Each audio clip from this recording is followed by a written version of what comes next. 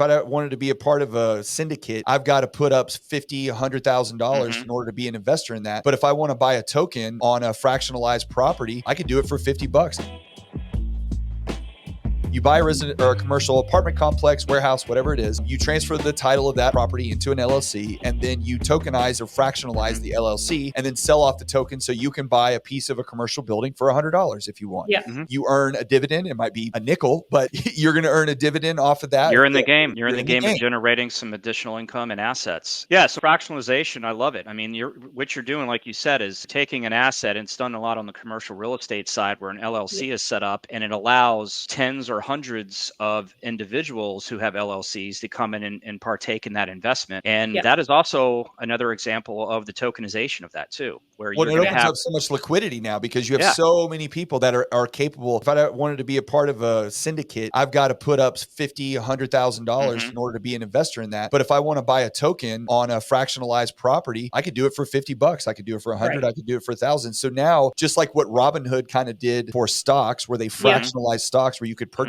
it with pennies, that's what these companies are doing for real estate, which I think is fantastic. Correct. But again, they're struggling with the same thing you guys are, is the education of the investor of, okay, how does this work and why is it secure? And we are seeing it creep into certain spots of our industry that are starting to kind of slowly move in that adoption range. But then you run into the issues with regulators and what they're allowing and what they're not. And that's where I struggle with understanding why, if this technology is so useful and it works, it's not like we're testing it still, right? So why is the adoption so slow from the big boys? You want to know why I think it is? Oh, go ahead, Dobby. I just want to real quick. I want to add on fractionalization. It also allows for a lot of foreign investment, and I would say it's almost like akin to crowdfunding property, the way you would crowdfund an investment. But maybe the downside, and Eric, I want to hear your opinion on why, but you can't move into your commercial space when you buy into a real estate through fractionalization. You're just owning a piece of something. So but I can't go talk on that. I can't have an opinion on the Apple board of directors because I own 500 stocks in Apple. So I mean, it's the same thing. It's not any different. Yeah, you're right. Okay. So it's not solving home ownership. That's still an issue here for years. But it does help with assets that can be accumulated by those that couldn't afford the whole thing at once. Right.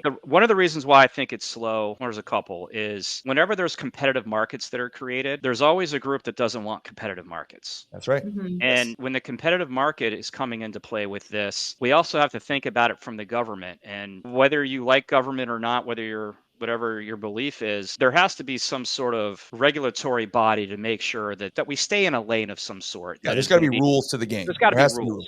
Yep. We've proven as humans we can't. If we don't have yellow dotted 100%. Lines, people will be all over the road. We can't do it. Absolutely. So I really think it comes down to I think there's going to be another regulatory body created with people from other regulatory bodies that are going to then manage this digital currency space, really understanding what is the value of a stable coin and really understanding which blockchains are being conducted and producing a product that's being done legally. And then lastly, the government's got to be able to find it and tax it. Right.